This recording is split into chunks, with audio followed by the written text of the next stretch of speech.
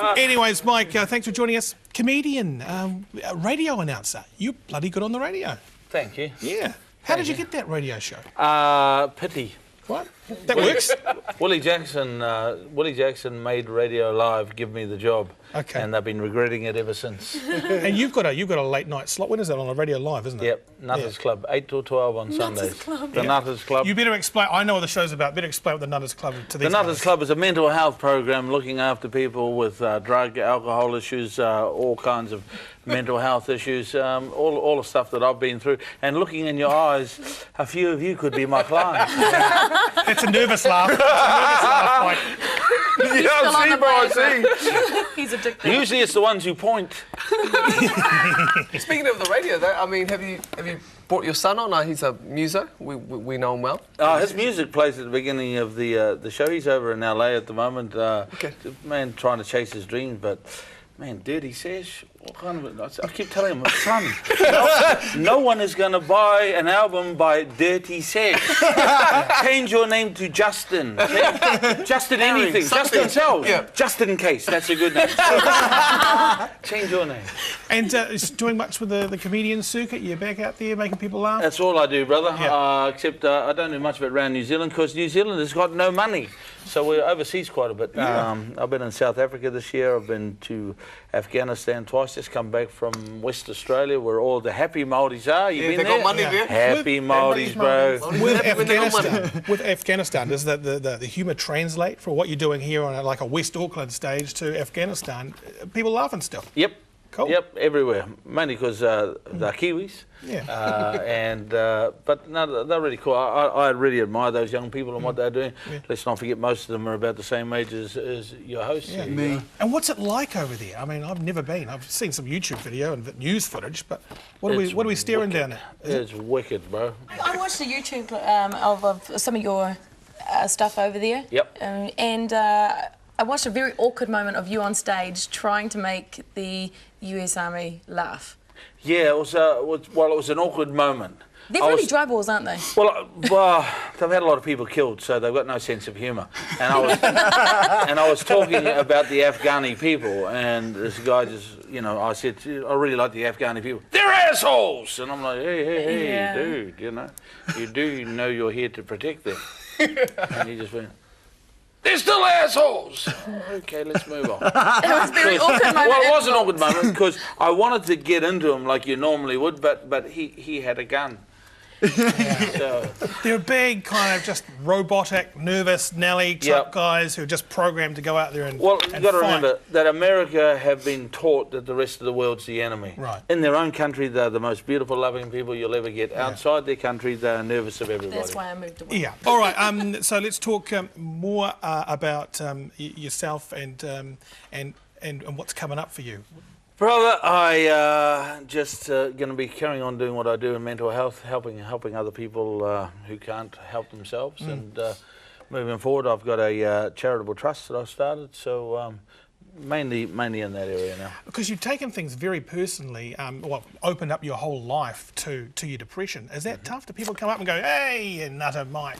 Or do people fear you? No, Have their attitudes cool. changed? No, well, my biggest fear was that people would find out that I was nuts, Right. that I had a problem. The best way, like I now know what it's like to be a gay man. I'm not a gay man, but I know what it's like to be a gay man, holding that in, and then finally coming out and telling them, I'm gay, and the whole family goes, yeah, we know, Dropkick. So it was the same with me. I came out and said, I'm nuts, and they went, oh God, thank God, you know. Yeah. What was that moment for you, Mike? How did you know? I was sitting in a hotel room in Hong Kong in 2007 on March 31st with a mountain of cocaine and... Hookers for Africa. Here it's well, good no stuff. hookers, just cocaine. Okay. He's married, man. No, just and deciding that I didn't want to go on. I'd had enough, and that was the turning point for me. Fortunately, I made it through that and made it through the cocaine. I've got a huge constitution, but that was the last time I picked up and touched. And I fell out of a plane back in New Zealand and just hit the sober highway. Good for Did you, you ever contemplate in your mind bringing any of that back on the plane? Never. Never. You didn't want to be on board Here's how addicted I was. Here's how much I actually started a travel agency in 2000 so I could fly anywhere in the world and hole up in hotels anywhere in the world. That's how committed I was to it. It's just been smart, for bro. No, it's not smart. So any kids out there, it is not smart, children. Just kidding. Right, I'm going to move on. Nice talking to you guys. Great questions. Watch yourself, Awa. Watch yourself, mate. I've got my... Thank you for that cordial thing. You're back with Aotearoa Social Club. I am Thane Kubi. Our guest this evening is Mike King. A golf round of applause. Thank you. There you go. Thank you. Hey, just on the depression thing, did you lose many friends when they said, "Oh, Look, I knew it. Finally, he is nuts. That's it." When you give up drink and drugs, you don't just lose the drink and drugs, you lose everything. You lose friends, you lose everyone. But it's good. It's good. It gives you a chance to sit back, look at your demons and move forward. I've never felt so good, never been so good. So. And is a lot of this comes through what? Counselling, talking about it. Is that a form of medication or actual medication? I did both. Right. Did the medication and did the counselling. Counselling first, medication second, on nothing now. Yeah. And still have shit days like everybody. But. And music. What are you listening to musically these days? I'm old school. I like R&B. I've got to tell you, brother. This might be a confession no one wants to hear, but I've been watching New Zealand's Got Talent, man. There's a couple of young Māori boys on there. Damn, and that. Who's that big man with no shoes?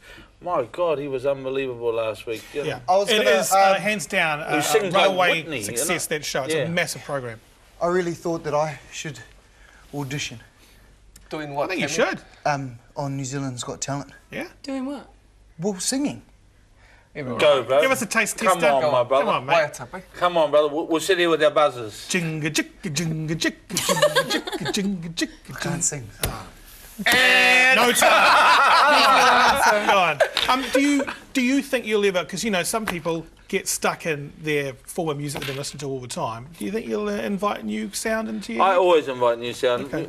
Music, as you know, brings back memories from all different times of your life, and I've been around 50 years, so that's a lot of music. And every time I hear something on the radio, man, it just takes me back. Kayla, you got a question? Are you going back and doing your TV job? Will you take and rip the shit out of commercials? Commercial Chaos, TV2. Funny you should mention that. Yeah. We're just in negotiations with TV2 now. So I'm pretty positive they're going to go. Welcome back to the family. Thank you. Oh, that's good. All right, we're moving on. If you guys, can you see that? I've just drawn a little... Let's have a look at that. What is that? Paper. Zoom in. Today? Yeah? Yeah, it's... It's like an air conditioning unit. Doodling. It's on an ice cream cone. Yeah. Very good. I drew it. He really does have talent. I drew it by myself. That's a good boy. That's a good boy. Thanks, Thane. Now, Mike, back into the television, you're a comedian, you're doing all your other stuff. Do you get still noticed in the... People still want to come up to you in the supermarket and hound you and go, Pork! Oh, yes! Pork! I know you! Pork! I'm a vegetarian. You're a pork guy! Yeah.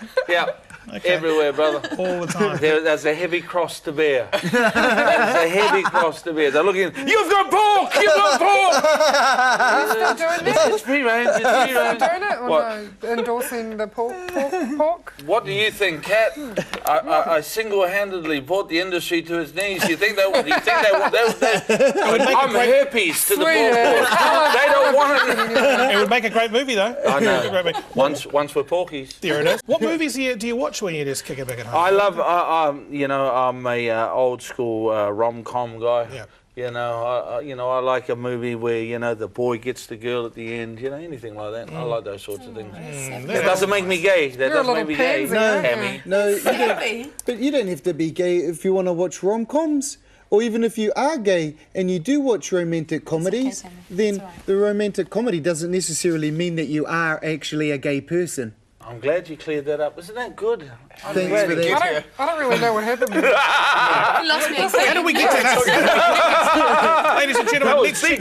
Yeah, exactly. Really, really, really deep. Keep drawing, guys. mate. Keep drawing.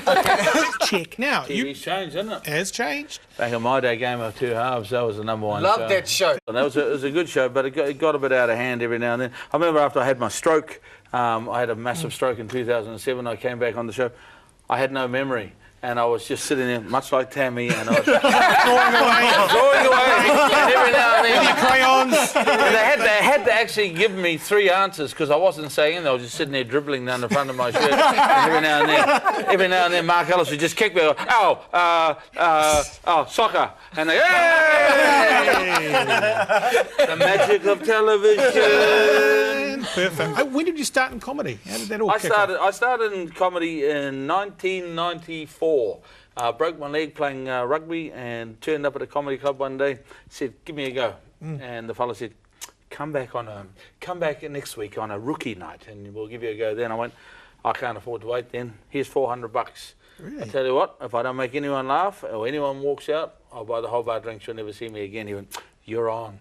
Wow. And off I went, and I went up and went on stage. The MC just gave it to me because, you know, how I got the job was I actually said, "Yeah, I think all your comedians are crap and I'm funnier than them, so give me the job." So he went out and told all of the comedians, "There's a Maori guy out there dressed like Eddie Murphy who thinks you're crap." I was like, "Oh, okay." So Yeah. I go out there, they give me the thing. MC comes out and he reverse heckled me. He goes, "Right, we got a Maori guy out here who thinks he's funnier than all everyone else," and they went, "Ooh." But if he's not funny, what we'll do is we'll make him laugh. Right. You know, if he's not funny, we'll laugh. If he's really not funny, we'll laugh and stand for our feet. And so I went out on stage, smashed him, smashed everybody, and That's amazing. Cops came and arrested you. And what about new and up-and-coming comedians? Are they still funny? I mean, they're getting much more. do you have to be more extreme to be funny these days? No, I think I was the outer edge of extreme. I think, you know, and there's lots of people watching this who will agree on that. I think the boundaries have shifted and everyone's coming, getting a lot more clever. I think the only time you have to be extreme is when you're working with a bunch of drunks late at night. Yeah. Hey, thank you very much. Nice talking to you. Thank you, Mike. It's been great having you on the show. Give it a round of applause. We've appreciated your time. Can I just Please give you a big round of applause? Stan, you do a great job, thank you brother. Great job. Just You fellas me? not clapping. Yeah, guys. great job, thanks. Because he's not